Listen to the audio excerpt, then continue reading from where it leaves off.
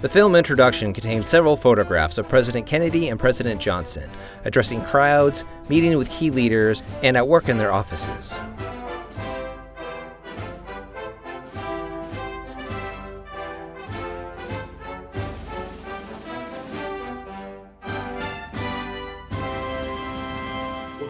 A uniformed park ranger in front of a visual background of JFK's birthplace, a gray, three-story house with dark green shutters. Joe is a park ranger at Lyndon B. Johnson National Historic Park. Joe, how are you today? I'm doing good, doing good. Good, glad to hear it. So we are moving into a series called The New Frontier and the Great Society, an examination of the lives, presidencies, and legacies of JFK and LBJ. So we've spent a fair amount of time talking about these men literally from the moment they were born, and now we're getting in kind of the meat of the matter. So the last episode, we spent time talking about John F. Kennedy's presidency, and today we're going to talk about the transformation out of tragedy, the presidency of LBJ. So as folks I'm sure are well aware, on November 22nd, 1963, John Fitzgerald Kennedy is riding in a motorcade in Dallas, Texas, when he is shot and mortally wounded. And his whole entourage ends up going to Parkland Hospital, where he's pronounced dead at 1 o'clock Central Time. And so the first question we're going to deal with is, how did the aftermath of President Kennedy's assassination shape Johnson's presidency? I'll start a bit with that, and then Joe will get you in on it. Obviously, this was a shock to the system. Johnson was, I think, 2 cars behind, if I'm not mistaken, Joe. And immediately when the shots rang out, LBJ's security detail jumped on top of him to protect him. He was kept in a cubicle at Parkland Memorial Hospital for the better part of an hour. And I think Kenny O'Donnell, one of JFK's advisors, was the one to deliver the information. And by all accounts, as we were talking about before, that by and large over the course of LBJ's vice presidency, he's kind of pushed to the corner. Despite the fact that he has all of this great political knowledge and life experience, this is not utilized the way it should be, and he's mistreated as a human being as well. But what happens in the moments after he's told that he is the president? By all accounts, LBJ steps up to the plate in a way that I think most folks would have great difficulty doing. You have the famous photograph of him being sworn in on Air Force One with Jacqueline Kennedy next to him. And as soon as they land, a few hours later at Edwards Air Force Base, he is facing the nation and telling folks what happened, what's going to go on. In the immediate aftermath as well, he's calling Kennedy family members. He's speaking with Jacqueline Kennedy. He's doing his best to reach out and to make sure folks are comforted. And to be quite honest, and Joe, I want to hear your thoughts on this as well. I think that most of the members of the Kennedy administration were really not quite sure what to make of him. He'd been the laughing stock. He'd been the guy, as Joe, as you said in the last episode, kind of shoved to the corner, and they weren't quite sure what to expect. But right away, he's taking charge. And that night, November 22nd, he's very clear that he wants to begin working on civil rights. That's the huge agenda. But over the course of that weekend, of the period of mourning, he is going to try to comfort the American people as best as he can. Joe, why don't you talk a bit about that address that he makes on November 27th that really sort of establishes his agenda going forward? You bet. Like you said, at Parkland Hospital, Lyndon Johnson was like, what just happened? What am I going to do? What do they expect of me? And, this overwhelming, like anyone would be. But he transformed as soon as he did the oath of office. On the Black and white photo of Lyndon B. Johnson raising his right hand as he is sworn in as president by Judge Sarah T. Hughes. Jackie Kennedy, First Lady, Lady Bird Johnson, and a crowd of staff look on. Got on, of course, when the plane landed in Washington, A uniformed park ranger sits in front of a blue-gray background with a wooden door and hanging picture frames. Put collectively arms around the Kennedy family, Mrs. The First Lady Jackie Kennedy and Caroline and John Jr. And he kind of gave the indication about how focused he was too. If you saw it in his eyes, he really was focused on being the leader of what the country needed. And he understood how if he was fumbling around or if he was unsure of himself, the Soviet Union, China, the Warsaw Pact would see this is a man who's not decisive. We could really take advantage of this. And so Lyndon Johnson right away transformed himself with that speech as well. Like I said, on board Air Force One and when he landed in Washington, D.C. Unfortunately, though, as you know, a lot of animosity, continued animosity was between Lyndon Johnson and Bobby Kennedy about how President Kennedy's body was taken off Air Force One. President Johnson felt like he should have been there when they were loading off President Kennedy's body. And Bobby Kennedy just walked right by him, just ignored him, kind of gave him a dirty look and just really ignored him. And that was kind of the insecurity of Lyndon Johnson too. He goes, I'm president now. How dare he just ignore me? But then again, like you said, Lyndon Johnson had, some of the best people. He understood how good Kennedy's staff was, President Kennedy's staff was. Robert Kennedy, Attorney General, Pierre Salinger, Press Secretary, Dean Rusk, Robert McNamara. And so he really needed to have these men on board with him. And so that's the reason why he just didn't clean out the old administration. He understood about how foolish that would be because they were the best and the brightest. And so he was focused. He understood what he needed to do and what he needed to hold back on. Again, as we were talking about before, Joe, on November 27th, I think President Johnson is very much establishing the fact that he is in charge. As you were mentioning a few moments ago, and I think it's quite interesting, is he does use lines from President Kennedy's inaugural address, talking about JFK, talking about let us begin, as you said a moment ago, let us continue, right? And I think as you suggested as well, he's sending messages not only to President Kennedy's cabinet, right now his cabinet, but he's also sending messages, as you were suggesting, to the leadership of both the House and the Senate that we're going to keep moving forward, and civil rights is going to be the number one priority here. And also, Joe, as you talked about, he connects it to the martyrdom of John Fitzgerald Kennedy as well. And I think that's an important piece, Joe, as you were sort of talking about.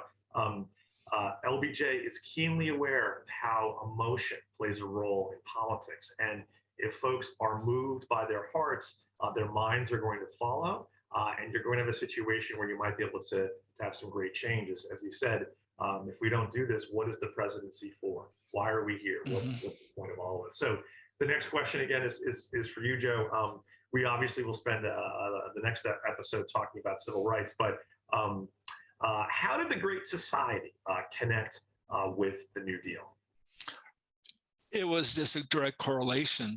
President Roosevelt's policies with helping America, helping the unemployment, because first of all, Lyndon Johnson understood about what President Roosevelt wanted to do because he himself was a victim of poverty. Photograph. He himself, May his family 1941. was Sam Jr. When he Congressman lost the family's Johnson money, examining he lost a the light family's fixture. money, and they didn't have hardly anything, barely things to eat.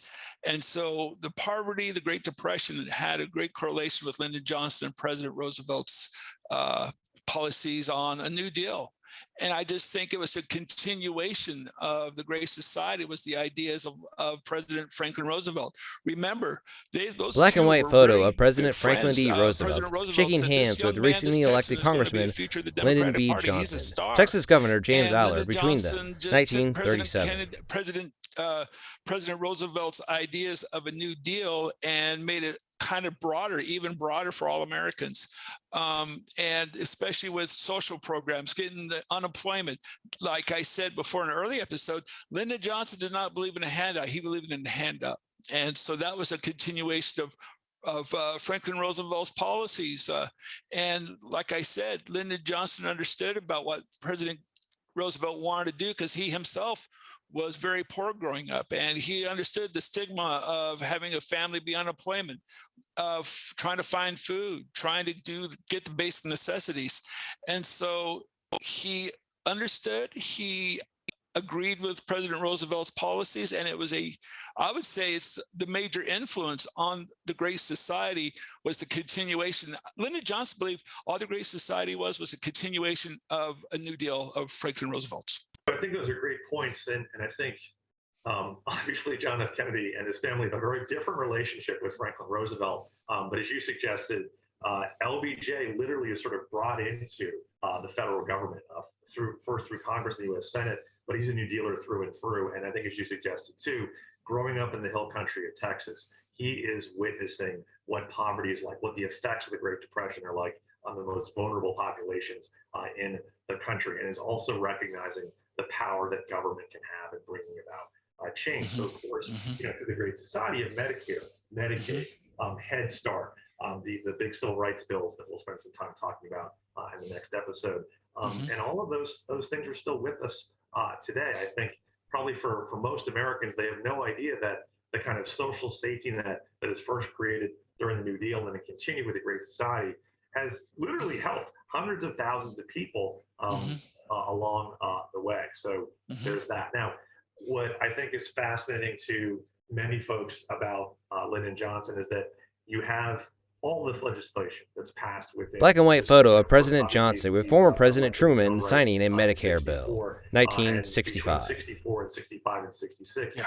All this legislation that is literally going to transform the United States, as you mentioned a moment ago. Simultaneously, you have the war in Vietnam that, of course, had been going on, frankly, since President Truman's administration. President Kennedy sends more advisors. It gets more complicated. So, Joe, from your perspective, how did President Johnson's expansion of the war, expansion of the Vietnam conflict, ultimately impact his presidency? It made the big difference, I believe. Lyndon Johnson said if it wasn't for he was frustrated. He wanted to have so much more legislation passed, but he thought Vietnam was the wall that would stop it. And he was right. He was very frustrated about Vietnam, like you said. Black and white photo of President Johnson and Lady Bird Johnson visiting injured servicemen, Bethesda, Maryland, 1965. He had the honeymoon period from 1964 to 1966. And he was able to get so much passed, so much legislation passed. He passed, Americans don't understand how many bills or how much legislation Lyndon Johnson passed that directly affect us to today. And he wanted to get even more passed. But Vietnam was the stumbling block. It was the chance for his political enemies over the years. Being a powerful man, he would make powerful enemies. And so Vietnam was a way for these enemies to block his political enemies, to block his legislation, to get things not even considered. He understood, Vietnam was unpopular, and Lyndon Johnson was the representation of Vietnam. And nobody wanted to support a president who would be sending foreign kids over there. That's what society thought. And so Vietnam was the albatross on Lyndon Johnson. And it was a tragic thing because Lyndon Johnson wanted to do so much more. He told people that he had so much more agenda he wanted to get passed. He did a lot, but he wanted to know people, he really wanted to have a lot more passed. And unfortunately, because of Vietnam, he did not. But at the same time, he understood with the civil rights movement, that was going to be pretty much all of his political favors cashed in. And he was right about that. He really was. So his political power was pretty much nothing. Of course, he was a powerful man. However, not nearly as powerful to get legislation passed through Congress because of Vietnam. And he understood that very well. Yeah, I think those are all great points. And I think kind of to go back to some of the things that you're getting at, you have this, and I think this to me is what's perhaps most fascinating about his presidency, is you have all these tremendous successes. As I was talking about, as you were mentioning before, and he has the majority, right, in the House and the Senate that allows him to get this legislation passed. But as you said, and like the way you put it, Vietnam is the albatross. He's stuck. He's stuck with the Cold War rhetoric. He's simultaneously listening to many of Kennedy's advisors, many of whom are quite hawkish on the war. Simultaneously, he's getting messages that things are not going well on the ground. And he's trying to apply kind of domestic policy ideas to foreign policy, which can be successful in some cases, but I think Vietnam was just so complicated that he wasn't exactly sure how to get out of it, and he was receiving bad advice. Simultaneously, I think, as you kind of got into, particularly after the Tet Offensive, even though obviously from a military perspective, the Tet Offensive was a failure, the image that many Americans had was that this conflict was not going well. And so the tide begins to turn. Of course, he makes the decision not to seek out another term, and makes that famous speech in March of '68, which very few people saw coming. And as a result, sort of throws the Democratic Party into turmoil. You have people like Bobby Kennedy stepping in at the last moment, and then you have Chicago in '68, which begins very, very complicated to say the least. So I think obviously Vietnam and the Great Society rather are very connected to that. Well, Joe, we're just about out of time, but the next episode we're going to spend time talking a bit more about the legacies of civil rights from both the standpoint of President Kennedy and President Johnson and the impact it still has on us today. So, Joe, always a pleasure speaking with you, and I look forward to seeing you next time. And folks, thanks for joining us, and we'll see you next time. Take care. Credit slides of white text on a black background roll, identifying and thanking those who appeared in the video and those who helped edit and produce the video series.